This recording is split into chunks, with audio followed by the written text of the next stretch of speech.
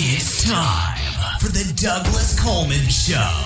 Smooth and Savvy is joined by Light and Fluffy for an hour of talk, music, and fun, along with our own Periscope girl. Now, ladies and gentlemen, Mr. Smooth and Savvy himself, Douglas Coleman.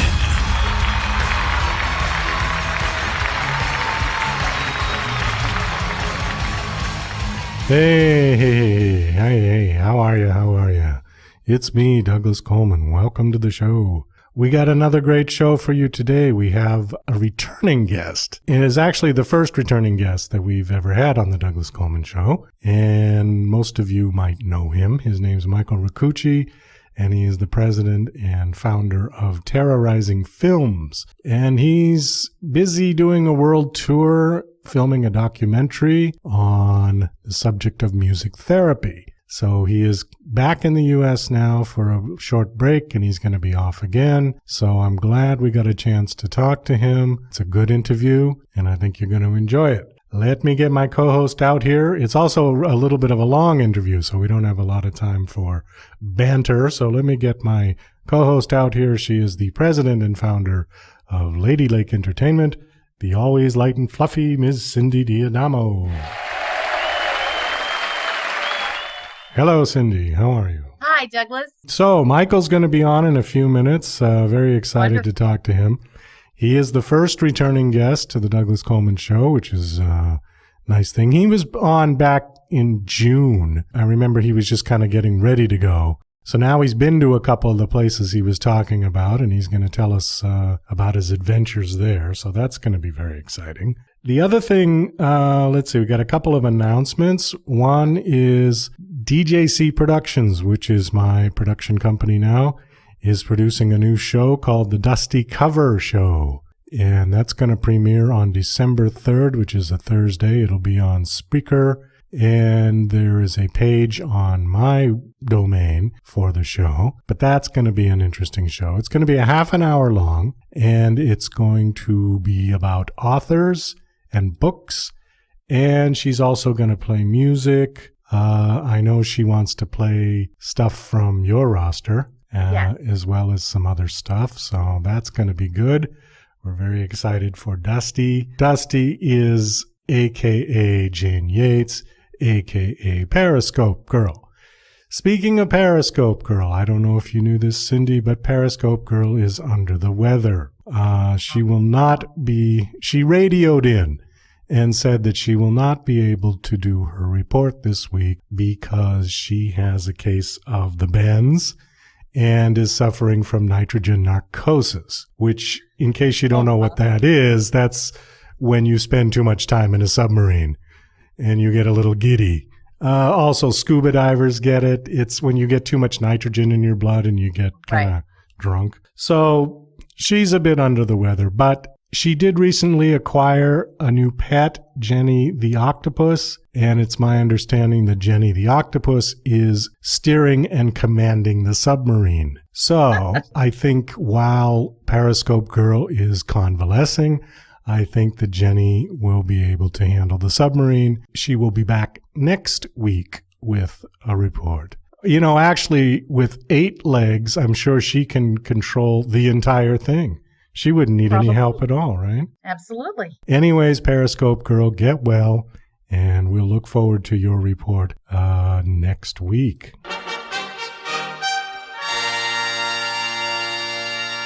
Well, you know what that means, Cindy. You know what the trumpets means. That means it's something special, something that we have to make a special announcement for.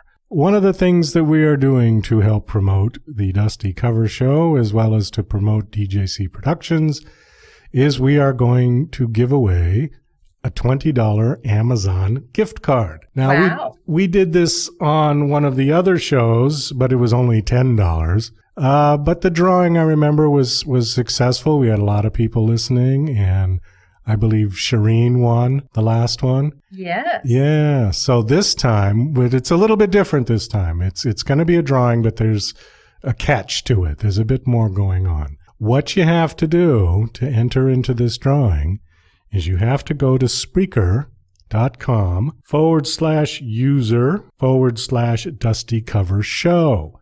And you've got to go there and you've got to follow Dusty Cover Show. Once you follow, your name is there. And when we get to 100 followers, I'm going to shut off the drawing and I'm going to list the 100 people that have followed the show, put all of their names into a bowl, and pick out one name. And one of those people will win the $20. We will announce the drawing on my show and probably Dusty's show as well. I'm going to make a YouTube video of the actual hand going in the fishbowl, and we will put that up on YouTube. We will also announce the winner's name on Facebook and Twitter. The winner will have 24 hours to email and claim their prize. If we do not hear from you within 24 hours of the drawing, we will draw again without your name in the fishbowl. So if you snooze, you lose on this one. Got to be paying attention. So depending on how long it takes us to get 100 followers, that's when the drawing will be. So please tell all your friends and your friends' friends and your friends' friends' friends to get over to Spreaker and follow Dusty Cover Show. Once again, the address is Spreaker.com, SPREAKER.com/user/Dusty Cover Show. So once we get to 100, we will do the drawing.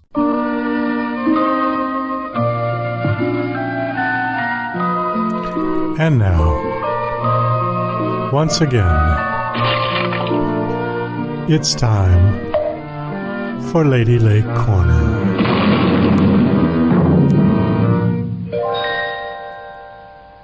Hello and welcome to this week's edition of Lady Lake Corner for November 10th through November 17th. As you may know, if you follow us on Twitter at Lady Lake Music, we support many fine entertainment projects in addition to promoting our musical roster.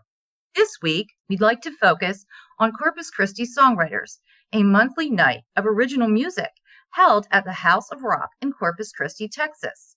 The organization is managed by Lady Lake artist David Martinez, group founder Jimmy Wilden, and friend of Lady Lake, Stephen James. Held on the second Sunday of every month, the series aims to spread the interest in original music in the area. For more information on this organization, go to facebook.com/Corpus Christi Songwriters or www.houseofrock.com. You can follow them on Twitter at CC_songwriters and watch their frequent broadcasts on Periscope via us at Lady Lake Music. And that's it for this week's edition of Lady Lake Corner. Okay, Cindy, thank you very much for Lady Lake Corner, and we will be right back with Michael Ricucci. And now... Hey, Rocky, watch me pull a rabbit out of my hat. Again?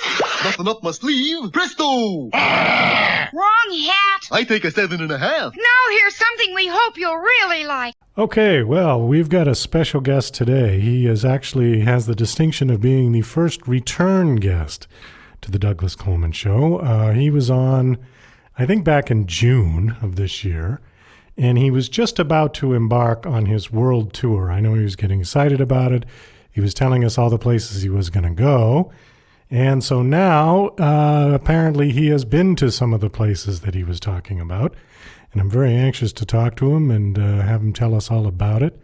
So please welcome Michael Ricucci. Hey, Michael. Hey, Douglas, how are you? Thanks for having me on the show. I didn't know I had the distinction of being a repeat guest. That's awesome. Yeah, you're the first one, actually. So congratulations. There's no prize or anything, but you can wear the badge of honor. The tingle is enough. So let me see now. When you were on in June and you were just going to go on your tour and you had told us about all the fabulous places you were going to go, and now you've been to some of them. You had mentioned Ecuador as being your first stop. Was that correct? Yes, Ecuador was our first destination. Okay, and there was something about Ecuador that was significant, and I forget what it is, so maybe you can tell us. The International Symposium of Music Therapy. There was a large event that was bringing music therapists from America to Ecuador to help train and begin to develop or add to the development of the first ever music therapy program in Ecuador. And so we spent about 9 days in Ecuador and 2.5 to 3 days in Peru on that trip. And then that was it for South America? Did you leave South America from then? Yeah, we did the time in Ecuador, and then we took a 32-hour bus ride to Peru in Lima, and spent time with the music therapist Eric Bartholomew, who is a most excellent guide and host in Peru. And we saw some music therapy sessions with him down in Peru before we left back for America. So how much film did you get in South America? How many hours did you shoot? Hours, constant. I mean, well, just ballpark figure. Ballpark, I would say we got man. Now you really stumped me on that. I didn't really think of hours. It wasn't meant to be. I total it up after editing, and then I would say with all of the hours, I would say we have over 100 hours we shot down there, probably more just with the multiple cameras. I always forget that we have like 2 or 3 cameras running, so we add those, of course, because the editors need to know. But but we shot constantly down there in every type of environment, day and night, inner city, country, jungle, highlands, beach. So we really got a variety of environments and just spent every minute we could filming. Now, when did you leave for Ecuador? September 1st. Okay, so now it's basically November 1st. So, and you just got back, right? I mean, I know you went somewhere else too, but right, we got back. We spent I think 12 days on that trip, and then we had about 3.5 weeks, and then we went to Africa and spent time mainly in Uganda. So each time that you went to South America, then you came back to the States, and then went to Africa. Oh, okay, I see. Yes, because when I talked to you on Facebook, you were in Uganda, I think, at that time, and you were going to stay there for another week, and then you came back. I wasn't sure actually where you were going after Uganda, but apparently you came home. Well, we have some really exciting things happening with, I think I mentioned them on your show last time. So we began working with C2C Media Group here in the DC metro area, and their group, a production house in that area that has come on to help pitch our film, now possibly television series, to different networks and different film agents and festivals and things like that. So we're at the point now where we're cutting together a sizzle reel, a teaser, to be able to showcase for actually getting the show, this documentary and all of this footage out there. So there's a lot of exciting things that have happened and that will augment the world tour, but the world tour is still happening. It's a big part of the plans and the marketing and things like that. But we do have this amazing opportunity to be able to really get some big time support from some people that can really get this message out there in a big way and in a fun way. Oh, that's super. Also, I remember we had talked about Iceland. Now, have you made it there yet?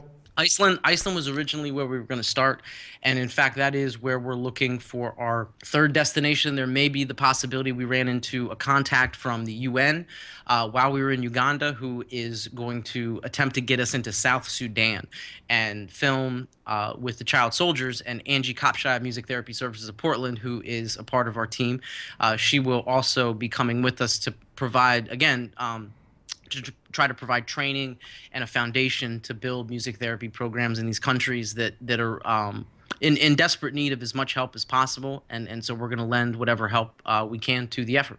You know, I saw a documentary that Michael Palin did. I don't know if you remember it. It was called Pole to Pole. I didn't see it. Okay. Well, he started at the North Pole and went to the South Pole, and the only requirements was that no air travel, if at all possible. So they had to go by boat or by train or by car or whatever. When he got into some places, and you said the Sudan, and that was one of the places I think he went through in Ethiopia, they had to hire armed security for their group to go through because all they were doing was filming. They weren't doing anything official. But apparently it was suggested because of the problems and things. Now, did you encounter any of that kind of, where you felt like you might have needed armed securities to get you through places? I haven't posted some of the pictures yet just because, we just got home a couple days ago and we were 7 hours ahead of East Coast time. So it's been a battle for us to be able to get back into the swing of things here in the States. But when we lived, a few of the nights we lived with families and we would hike 2 kilometers, 3 kilometers to where they lived. So really outside of the realm of, anything that we would recognize is something of a comfort to us. And so in all of those situations, we were escorted by a armed policeman with an AK-47, and he was really awesome. He taught us a lot of the language. He stayed with us the entire time. He slept in the same room. He slept with his AK-47 like literally 3 feet from us. But he had dinner with us. He had lunch. We joked, and so it was just it was a really interesting dichotomy of, obviously he's there for a reason, but at the same time he was totally engaging and was just a part of the whole crew. He helped in a lot of different ways, actually, and so he was a good man. I'm not going to give his name out on this just because you never, I don't want to. With some of those situations, they can change very quickly over there. But I can just say that the person assigned to us was really fascinating gentleman who told us a lot of different stories about the situation in East Africa. Now, you said you hiked 2 or 3 kilometers up to a place. Why? What was there that was worth that kind of an effort to get there? That was where the people lived. From the school that we were at, these kids would walk that far to and from school. And then when we got to the residence, and this is in the middle of the mountains. I wouldn't call it a jungle, but forests, and there's no paved roads whatsoever. There's no electricity. There's no running water.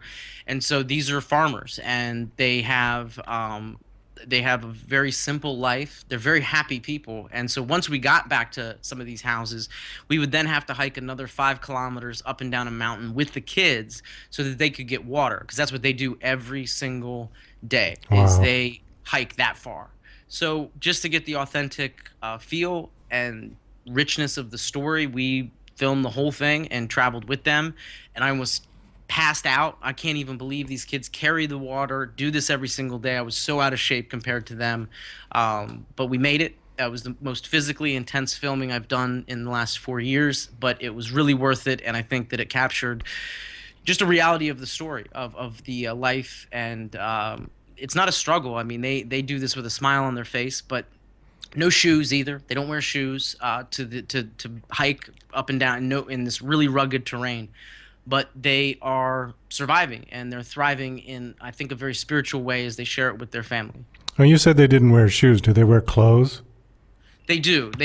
Everybody's fully clothed, but a lot of the young kids, they just don't have shoes. And every morning, they take all of this is like right by a volcano, so they have this very like a pumice stone, and they just rub their feet every single morning in water, and to clean them up, to condition them. But it's just, again, it's a completely different lifestyle, and that's what they do before they walk to school. What was the weather in that area like? You said it was in the mountains, so it wasn't 120 degrees, or was it? No, it's there in the rainy season. So we were right by the equator, so it was like high 60s, low 70s, very similar to our time in Peru. The weather was very similar. Humid, I imagine, yeah. Yeah. It would, during the day it would get pretty hot. In our malaria medicine, we had to really be careful with the sunscreen, because it had a reaction to the malaria medicine had a reaction to the sun. So it wasn't too bad, but it did rain. Obviously it was the rainy season, so little humidity, but it was beautiful at night. It was so perfect at night. And the sky, Douglas, there's no artificial light anywhere near where we were, and just the shooting stars were so prevalent and beautiful. They looked like fireworks, and I've never seen a night sky quite like that. Oh, that must have been incredible. So who was one of the patients or somebody that you were doing music therapy was the ones who lived way out there? Yeah, so we were invited by a group called Ricucci International, which is just a group that does different projects there in Uganda, and they gave us the opportunity to be able to shoot a lot of different environments and film different interactions with music and dance, and just research the culture, basically, in terms of how they express themselves musically and artistically. So we wanted to get that everyday life, to see how music was used in different circumstances that, here in America, we may not even, not that we don't know, but we don't recognize, or we wouldn't think to include music or dance in the situation. So we tried to really find those authentic moments. And I mean, we didn't really speak the language. We learned some of it, but we had a translator. So we kind of just let the cameras roll, just didn't give any instruction whatsoever to the families, didn't provide any kind of guidance. We just followed them. and they knew we were going to follow them, but they lived and interacted the way that they would on an everyday basis, and I think that's what was really special about it. So yeah, we had to get in there and find the stories that we didn't know were going to be there. We just had faith that some good stuff would happen, and it did. So how did you actually get there? Where was the nearest airport? So we flew into Kigali, and if you speak Ricucci in Kabale, Uganda, you'd call it Kigali, which is the capital of Rwanda. So we flew to Ethiopia first in Addis Ababa airport, which was a lot of fun. It was different, but a good experience. We saw so many different types of people in Ethiopia. Ethiopian Air, if anybody flies Ethiopian Air, they're amazing. They feed you. At one point, they asked me what I wanted to drink, and I was like, a Heineken. And they looked at me and they said, have two. And I said, okay. And they didn't, of course, they didn't charge anything, but they loved Ethiopian Air. But then we got to Rwanda. You can't cross the border of Uganda in a vehicle, or you can't cross the border of Rwanda into Uganda in a vehicle. You have to walk across.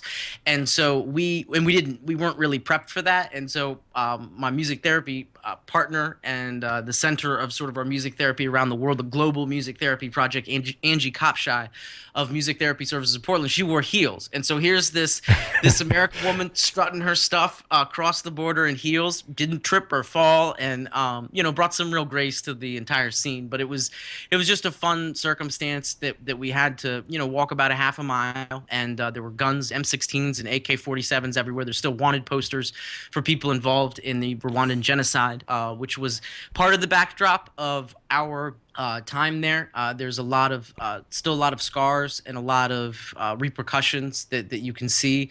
There's no men really that were involved with the families in some of the places that we were at. They weren't there, whether it be HIV, any of the civil wars, the Bush War, the Congo Wars, the genocide in Rwanda. It was mainly women in charge of these families, in charge of the agriculture, and the kids pitching in wherever they could. So we flew into Kigali, and then we drove and then walked into Uganda, with just a few miles, probably about like 20 miles over the border called Kavale, Uganda. You walked 20 miles? No, we walked across the border, got back into our vehicle, because the whole passport situation in Rwanda, it's difficult. I mean, it is a process. You can't even have plastic bags in Rwanda; they're illegal, and they confiscate them when you cross their border. So we had to walk just across the border, and then we got back in our vehicle and drove on some dirt roads till we made it to our part in Uganda. That's interesting. So somebody just had to drive the vehicle, but you all had to get out? Right. And have everything searched and go through a very long process, a thorough process. I have to say they're very thorough, and they have every right to be with everything that they've had to endure in that part of the country specifically. Well, I remember that show that I was telling you about, the Michael Palin show. Of course, they edited all that, but he said, he would just very flippantly say, after 4 hours... So I can imagine you were probably there for several hours before they would let you go, yeah? It wasn't too bad like that. I think with filming, it's really easy to lose yourself in time. So where some people get very agitated, and I'm going to just give a recommendation to anybody listening right now. If you want to get agitated, don't do it at the Rwandan border. They don't have time for it, and they will take people and sit them down and make sure that everything is straight before they let you cross the border. They're very serious about keeping security tight. They're friendly. They're very friendly. But like if you're so for a filmmaker, it's great because I can just turn the cameras on and start shooting everything. And you get really organic and authentic moments of travelers and tourists losing their freaking minds. I mean, and people get frustrated because I think they expect it to be a certain way, but like for a filmmaker, we could be there for 4 hours and I could shoot an entire short film there, and just based on the reactions of people trying to get across either border. So I think some people can get frustrated, but for a filmmaker, it's perfect. Well, I think particularly Westerners get frustrated with stuff like that because they kind of have this, not all of them, but some of them have this attitude that, oh, well, I'm from the United States or I'm from Europe or something, so therefore I should just be allowed to go through, And yeah. I've seen that when I've traveled. They don't have that same attitude. I mean, the people that you're going to their country, they don't care where you're from. They're going to do their job and they're going to make sure that you're checked out. some countries are easier to get into than others, but I know that I've seen people just even at the airport in Thailand where they, asked one too many questions and the Westerner just flipped out at the desk. We saw, honestly, like almost every airport we were at, there was some, situation, whether it was, somebody needed something for their bags. We, in a really backwards way, we didn't even know it at the time. Somebody saw a hashtag and it kind of connected, but we were with somebody that had won, and I won't mention the country, but they won like their country's Miss Universe to compete in the Miss Universe pageant, and beautiful person, but like losing their minds at the airport because they just didn't let them bring on certain things because the bags were heavy, and it was just, when you have a breakdown in language, communication, and we talk about that with this film that we're doing. Communication is just something that we honestly take for granted, and we don't realize sometimes how bad we are at it. I can tell you that in the beginning of this trip, and I mean by this trip, the 4 years of creating this documentary with my friends, my communication was horrendous in the beginning. I was horrible at it. And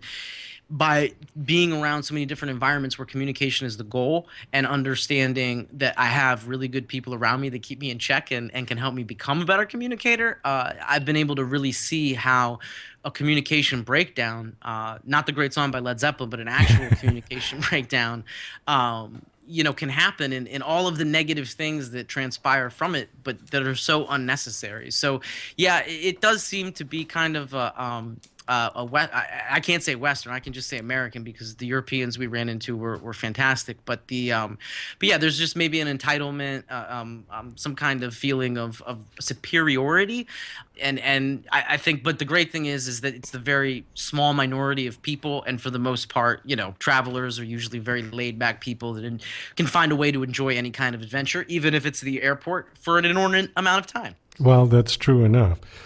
Speaking of airports and passport controls, I noticed that on your pictures that we were getting on Facebook, that most of the time you had a pretty substantial beard. And then on the last pictures that I saw, it was gone. You were clean shaven for the TV show thing you did. I was just going to say, on your passport photo, do you have the full beard, or are you clean shaven? No, it is a full beard with hair down. So it's a little bit. I didn't even think about that in the beginning, because I actually shaved it before I left for Uganda. So when I went into customs in any of these countries, I didn't have a beard. I think the hair is enough right now. If I cut that, it might be like, whoa, who's the dirty hippie in the passport picture? But I'm a mildly filthy hippie right now that I've shaved my beard. But no, I'd had the beard for a while, and honestly, like, I just look old with it. Like, I don't look good with a beard, and I just wanted to do something different, and I don't think some people have seen my face before, so now they can enjoy turning away from my actual face. Well, I didn't have any. It's funny because when I've traveled, I didn't have any trouble with my passport photo until I came back, and I had a problem once in Los Angeles. The guy didn't believe that it was me because just before I left, I had long hair in the passport photo. And just before I left to come back to the U.S., shaved it, buzzed it, number 2 with the buzzers. I don't know. I guess I looked different enough that he wanted to question it, so I had to be searched just because I got a haircut. And I think in that regard, in that instance, I think I did the entitlement routine. But I thought I was justified because I'm coming into my own country. It's one thing if you're a guest in someone else's country coming in, you got to play by their rules. But when you come home, you expect to be treated a little bit different. So I wasn't very nice to the customs officer, I don't think. But I have to tell you, I thought so we flew out of Dulles and returned to Dulles Airport. And Dulles, just in recent history, has a bit of an infamous event happen in the early 2000s with one of the planes. Right. And so so I just was kind of expecting, when we go to some of these airports in some of these countries, Peru is armed. Like, I've never seen an airport like that. Everybody is armed. There are dogs everywhere. Peru does not mess around. So when I went to Dulles, we just have these kiosks, and we just throw our passports in, and they come back out, and they give you a receipt, and you walk up to the customs guy. He asks you a couple questions about livestock and Ebola, and then you're in your taxi headed home. I mean, it was I had no idea it was going to be so simple, but I mean, it really depends on the airport and the current government of the country. Well, this was a while ago. I mean, I use the kiosk now when I come back, but this was, before the kiosks where you had to do everything by person. But the kiosks are great, aren't they? I mean, that's really a neat way to get through. It is, and I assume that they're all good, and I'm sure the NSA and all of those people aren't connected to any of them whatsoever, and I think it makes for a really easy process, and honestly, after a long trip, and I mean a 17-hour flight, you just want to get into your bed, really. And in your home, and it's just kind of that little cherry on top. It's like, okay, this isn't going to be as big a hassle, and we travel pretty light. I mean, the team, my team is very much understanding of international law and what we can and can't bring most of the time, and we just don't have stuff with us. We don't have the different like souvenirs and trinkets, so it's in and out for us. Nobody carries dirt samples or whatever the weird things they list on the things that you can't bring into the United States. So I've got a good team that makes it easy too. Yeah, no raw meat. Can't bring that. No raw meat. No raw meat. that half a goat's gonna have to stay in Africa. You just can't bring that back with you. There was goat eaten, and there's a whole inside joke about goats anyway, just because there was just like Angie owned goats before the trip and everything like that, so there was just this, every time somebody saw a goat they would just go goat, and that's like, yeah, so that's our stupid terrorizing inside joke that still makes us laugh today. Moving on to the future, where's your next stop?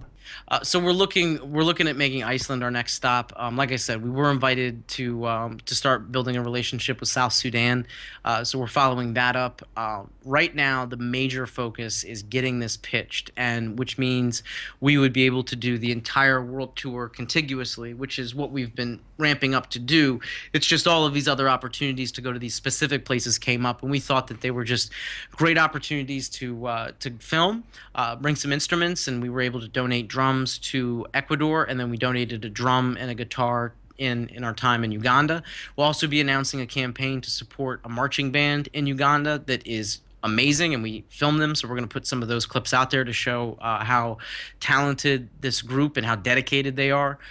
So we're right now in the process of building an even stronger and bigger production team.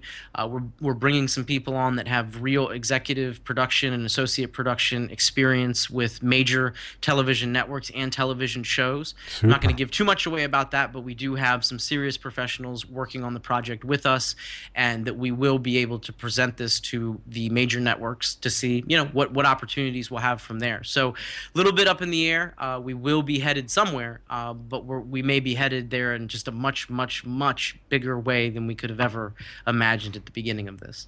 Well, you had mentioned that this could turn into a TV series?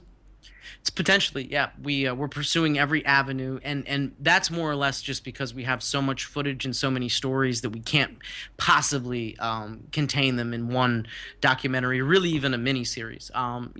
That's why we brought in professional help, so that we can best figure out where our route is going to be, so that we can tell the best story and really maximize the time and the footage that we have, because there's just all of these individual stories, all of these individual environments that are so drastically different, but in a way are all tied together. So we just want to find the best medium and platform to share as much of that great good knowledge of music therapy, of culture, of communication, of building bridges to the best audience that we can.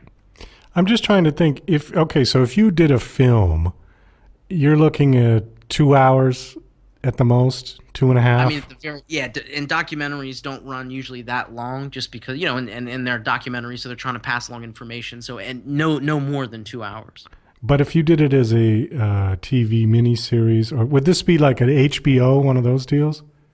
Well, I mean, we dream. We do dream, but it would be something that would be on a television network, and HBO would be amazing, of course. But any network that we'd be able to kind of build off of one location to the other. And I mean, we've got so many cities. I mean, 47 U.S. states, multiple cities within most of those states, plus these different world tour destinations where we've already built the contacts. I mean, that's the great thing, is the countries that we will visit, we've already got the contact for, so it's just going there and filming what we need to film. So I think the process would be very easy, but it would be something that we'd be able to build off of from one city to the next, or one region to the next. Well, I'm just, it's sounding more and more like that Michael Palin series that he did for BBC. And he actually did 3 of them. He did Around the World in 80 Days, he did Pacific Rim, and then he did Pole to Pole. And each one was, I mean, I remember I bought one of the collections, and at that time it was on VHS. These were done a while ago. But they were an hour each, and then there were 8. So it was an 8-hour series. Originally it aired on BBC one every week or something like that for 8 weeks. Given what the amount of film that you seemingly sound like you have, it could probably be something like that, yeah? And I think that's what the fun part, and we're in that part of the process of the production where it's a good problem. Which way do we want to go? Right. And I think that, like, in those situations, and really what you're saying, Doug, is letting the footage tell the story, letting the footage lead us to the best story, because that's where this is all about, is what's in that footage. So as we look at it and we see the difference in so many of the clips, there's obviously a singularity and a theme with music therapy and what that looks like, but we're talking, it's one thing to do the music therapy, but really where I think we have the difference is it's the individual. And so although music therapy is a part of these stories, going to Uganda and seeing the introduction of music therapy techniques to a girl that was misdiagnosed with malaria, had meningitis, is paralyzed except for her left arm and really her face and vocal cords. She can't speak, but she can make noises. She can smile. So what that looks like in a place with no electricity, where we have to shoot based on where the sun is during the day, and that was a struggle. I mean, we were really getting back to filmmaking at its very beginning of trying to figure out, okay, we have no source for lights, we can't have a generator because we can't have noise. There's and batteries only last a certain while with some of these things, and we had the lights that we needed for the situation. But when you go into another country, you can't start flashing lights in people's faces without kind of a easing in. And so the sun really ended up being our biggest ally in all of that. So just that in of itself is a different experience compared to the veteran that was in Afghanistan that spoke very candidly about certain things in Afghanistan and was using music therapy. So music therapy really becomes a theme or a tool for us to be able to tell some deeper stories and bring to life the condition of people with different disabilities, whether it be PTSD, Alzheimer's, autism, and the real world that they're living in. I think there's elements of travel, there's elements of healing, there's elements of music and art and dance, and I think the personal stories of the people that we've actually lived with are really what puts it in a different category for what we're trying to tell. Well, I agree, and I also think that it gives you a whole lot more option as far as how you want to package it and market it, because you could do it by country, you could do it by individual. I mean, you've got a lot more option than if it was just a straight travel deal like he did, where pole to pole, obviously you had to start at one end and work your way down. There was no way to rearrange it. But with yours, you could do it almost any way you wanted. We can, and I think we already have an infrastructure, and that's where we're excited to different people in the industry ask us about, how are we doing this and why are we going to these places? We can show them because we know them. And a lot of the time we've already been there, especially domestically. And with so many different topics being relevant today. I mean, I just saw on the news crawl on one of these stations that autism is 1 out of every 68 children right now, which is increased significantly since the beginning of our travels, when it was 1 out of almost 90. Different statistics and different things are showing that the topics of what we're talking about are relevant. Again, communication between countries countries. Look at all the miscommunication that's going on in the world today between governments and religions and whatever else people are using as an excuse to get upset at. I think what we're talking about has value medically and for the people that are affected and could be positively affected by it. But at the same time, I think we're really going to start to have a nice conversation with people about what we're missing overall in our communication between everybody. What do you have a time frame for this at all, or is it just you're going to just keep going until you run out of film? The great I thing meant about that digital figuratively. is you never run out of film. Best Buy is selling those SD cards. Well, yeah, I know. It was a figurative kind of a statement, but I think that we've never, and I mean, I've told people so many things about when this is going to be out, and nobody's going to believe anything I say about it now. So I'm not going to try to pretend that this is going to be done in a specific time. I think with the idea of having segments or episodes of it, that gives it legs so that it really fits more of the process that we're even doing, because it's just that is constant filming for the most part, whereas the documentary is a one-off collection anthology, so to speak. Right. And I don't know if that's is representative of us anymore, because we don't want this to end, and in a large way it won't, because the big goal is to build these different programs in the image of the cultures and communities that they find themselves in, and that is a process that will last far beyond any documentaries, any shows, any interviews, anything, because it's something that we want to see is our mission beyond just making films or shows and things like that. And it's fun. Like, this process is amazing. Like, I love this. I never want it to end. We get to travel everywhere. We get to hang out with our friends and make great connections and hear stories that we never thought we'd hear in places that we never thought we would visit. So to put a timetable on it makes me sad, Douglas. It really makes me sad to think that we wouldn't be able to do this. So I think we're going to let this continue to play out as long as everybody's life is secure and happy and we're safe. And we're just going to see how big and how long we can make this dream last. I suppose theoretically you could put it out one piece at a time. I mean, I don't know if we're at the Star Wars. I mean, we could start Uganda and then flip Well, it. that's what I'm thinking. Okay, here's the Ecuador segment, and then we'll do the Africa. Something else, and then we do the prequel to when Mike had, beer or something like that. Like it was a long and arduous journey through his soul. This could just go on for years and years if you wanted to. You could just... Okay, yeah, don't sign me up. I'm in. We could take it to the moon if they wanted us to. I mean, by then, Matt Damon will have settled 8 colonies on Mars, and Matthew McConaughey will figure out how to get to another universe, and we can make this cosmic, and that'll be amazing. Well, if you think about it, you mentioned Star Wars. I mean, the first one came out in '77, and they're making the new one now. So how many years is that? That's 30 years. George Lucas plus. is a genius. Yeah, really is. He sure is. He made a career out of one film. Well, out of one story, basically. Well, and I think that's the difference between harvesting and planting seeds, and knowing that you need both to be able to accomplish something bigger than just that initial dream of I want to make a documentary. And so in this process, we've really learned to plant seeds and know that you water at different times. And those seeds are different. A peach tree and a tomato plant, they don't grow at the same rate or in the same way. So we've planted all of these different seeds, and I think they all harvest at different times and they ripen in different ways. And that's the more seeds that we grow, the more seeds that we plant, the more people that we work to cultivate and grow these ideas, the more opportunity we have to be balanced and go from, have kind of multiple things growing, so that we never really run out of something to do, something to talk about, something to grow. And so that's really been our goal, is to kind of keep a perpetual dream in motion that has different successes along the way, but doesn't necessarily have a specific destination or expectation. It's just, as long as it's growing, as long as it's building in a positive way, then we know we're reaching our goals. Now, you said that on the last show, you said that you had already done some significant shooting in the U.S. for this project, right? Mm-hmm. Okay, so is the U.S. finished, or is it, in other words, you kind of like, you're done with the U.S., now you're going to do the international parts?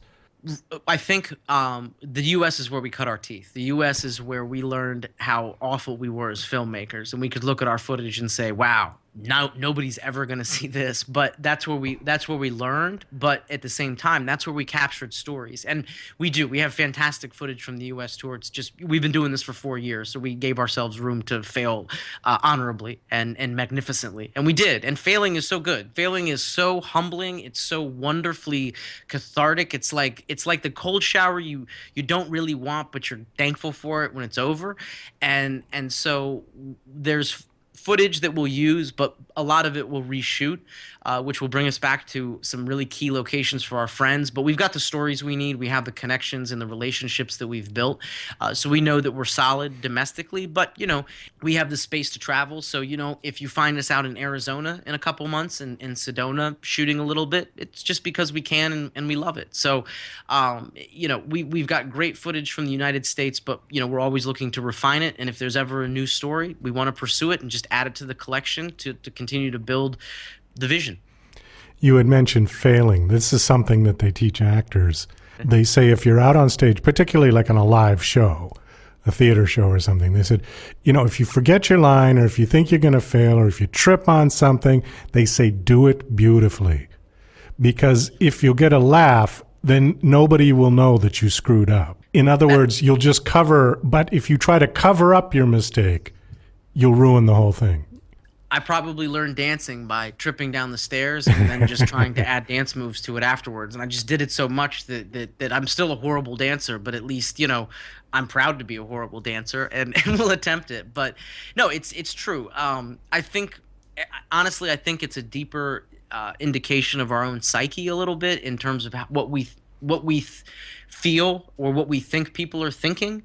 And we don't want to be perceived, and we don't want people to laugh at us or talk badly about us, but it's just I don't know, it's the embracement of our imperfection and knowing that we are graceful even in our most imperfect moments, which is more beautiful probably and humbling and adding to the humility of life and growing our own integrity and character through how we deal with that. And I think that's what we're talking about, is how we deal with potentially negative situations or embarrassing situations, and how you can flip it and how you can turn it into a positive rather than something where we dwell on it or we worry about it. And it's life. The moments pass, time passes, heals, all of that good stuff. And knowing that time brings us to another potential moment of greatness, should be good enough to realize that sometimes we're going to be down, but never permanently.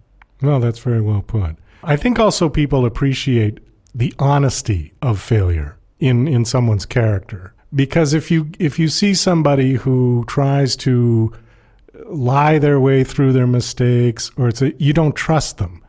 Politicians are notorious for that. And to have somebody who just says, okay, look, I screwed up, I'm sorry, that's it, I learned from it. You respect somebody like that much more than somebody who tries to blame it on somebody else or say, well, the light wasn't right for this shot or whatever. You roll with it. You have to. And I mentioned it earlier about the team. On these last 2 trips, I've been able to go with Harold Anderson, who is a production assistant and audio engineer for for Terra Rising Films. He's amazing.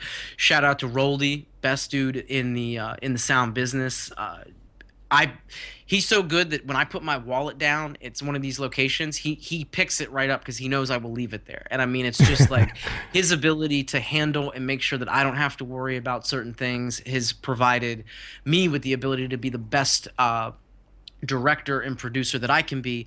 And then Angie Kopshai of Music Therapy Services of Portland, who's also been with us on both of these trips, is our resident music therapist and just awesome partner in all of this.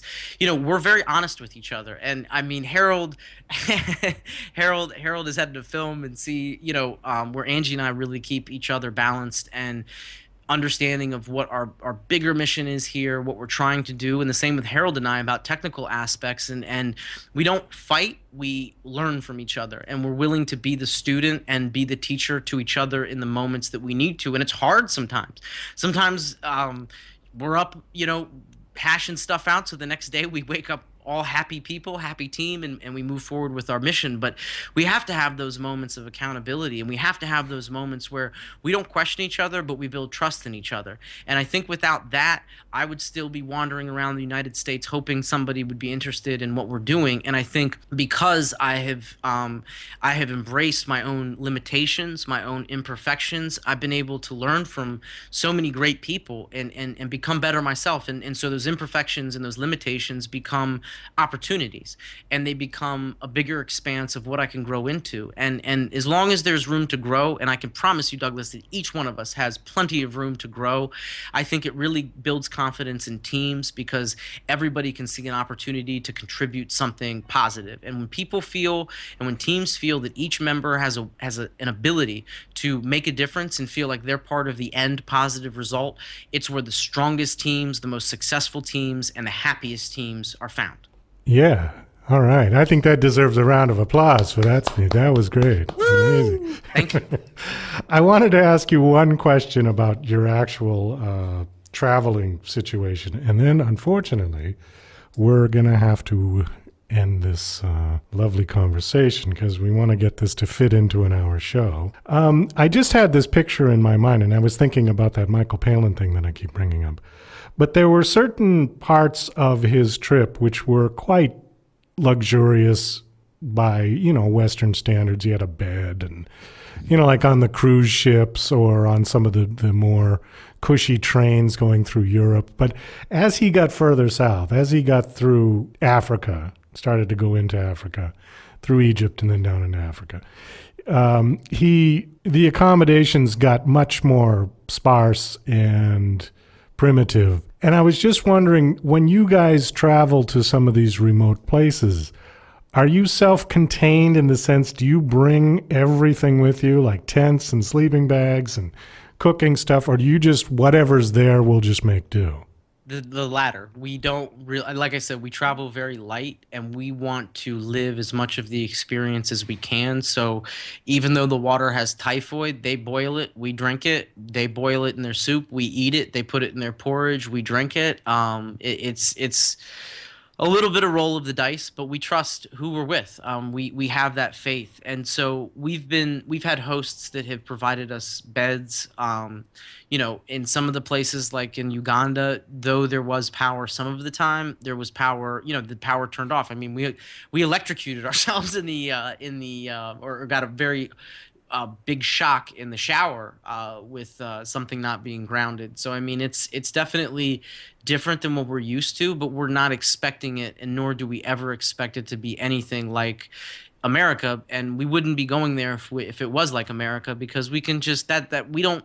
When we travel, we don't want America. If we wanted America, we'd stay here. And we love where we're from.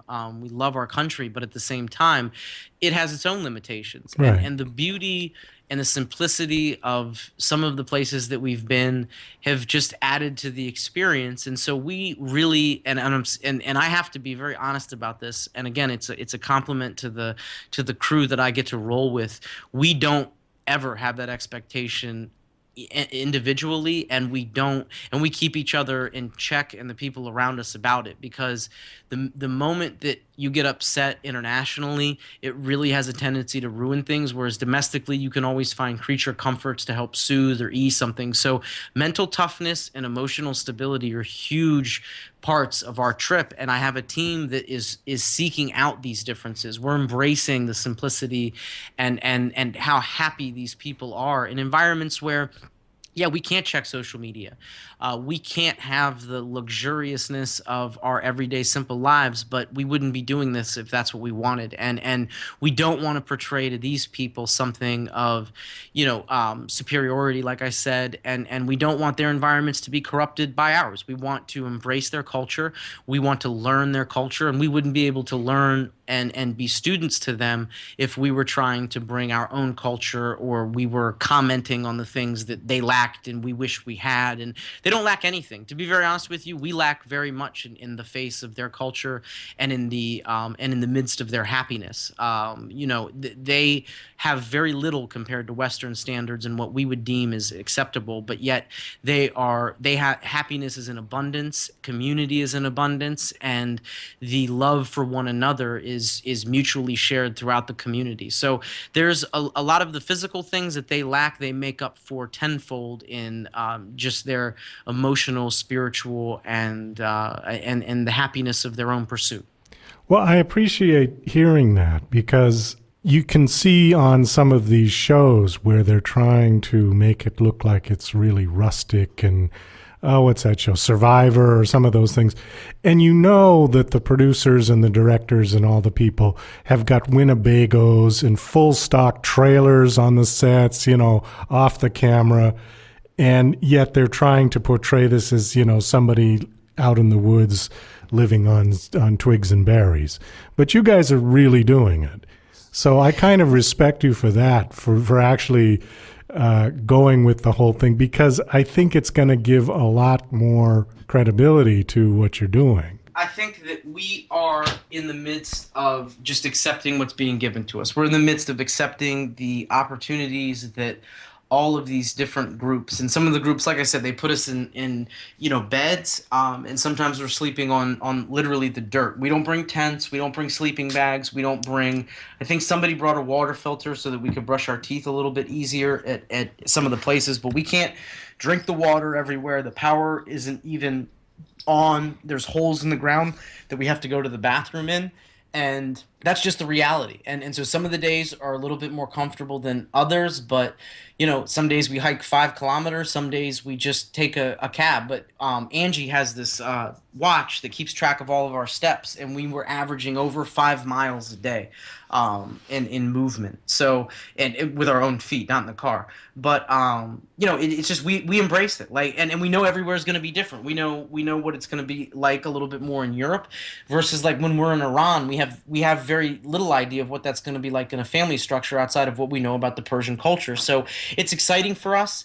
It's an adventure that, while we'll have a film or a TV series or however this is best shown in whatever format is chosen, that'll be one thing, but we will have lived all of these experiences, even the ones that we don't show or the ones that we aren't able to share. That impact on our own personal lives makes this all worth it. So again, like the expectation, we want this to be the best thing possible, but we're already living it and enjoying the moments of it, so we can't possibly lose at all. Well, Michael, listen, I would love to sit here and talk to you for like hours and hours, but unfortunately we are at a time. I just want to say thank you very much for taking the time out to come on the show. And I would like to get back with you in a few more months, if that's possible, to see, the next progression, the next couple of countries that you make it to, and tell us about that and give us a little bit more, some more of your great stories, and maybe hopefully no one got sick or nothing happened, terrible in your crew. But I'd like to just kind of keep this going, if you don't mind. I think this is a very interesting show for the listeners. I know there's a lot of people out there who are very anxious to see something, your film or your show, your series, whatever you're going to put out. I know I am, certainly. Your show has been very good to us, Douglas, along with all of the supporters, and I would be honored. I love talking with you. I love being able to share the journey. And again, your audience has definitely shown me love since they've heard me on the show, and I really appreciate it. So I would love to come on. I want to give some shout outs to Harold and Angie, best freaking road film crew in the world. Check out Angie's page, Music Therapy Services of Portland, on Facebook, Music Therapy PDX, at Music Therapy PDX on Twitter and Instagram. She's doing great work with the Global Music Therapy Project and actually doing the music therapy that we are filming. Please reach out to us on all social media networks at Terra Rising Film, no S, that's Terra, Terra Rising Film. Special shout out to Mike Pollock and Krista Gino of C2C Media Group, who were helping me put this together, bringing the professionals to the table and going to help me create something beautiful. And just much love to everybody in the United States, Ecuador, Peru, Uganda, Rwanda, and everywhere else we're going to visit. Thank you for sharing. Thank you for being a part of this journey. And each one of you is as important a piece as any of us, because without you, this would be nothing. And we owe so much to the support. And Douglas, thank you always for the opportunity to be on your show and share this journey. I love talking to you, and I can't wait to catch up with you in a few months after we visit a few more countries. Oh, my pleasure, Michael. Okay, well, that's about all the time we got for today. I'd like to thank my very special guest, Michael Ricucci. And of course, our Periscope girl is recovering, so we wish her a speedy recovery. And to my co-host, Cindy Diadamo, this is Douglas Coleman saying goodbye. To the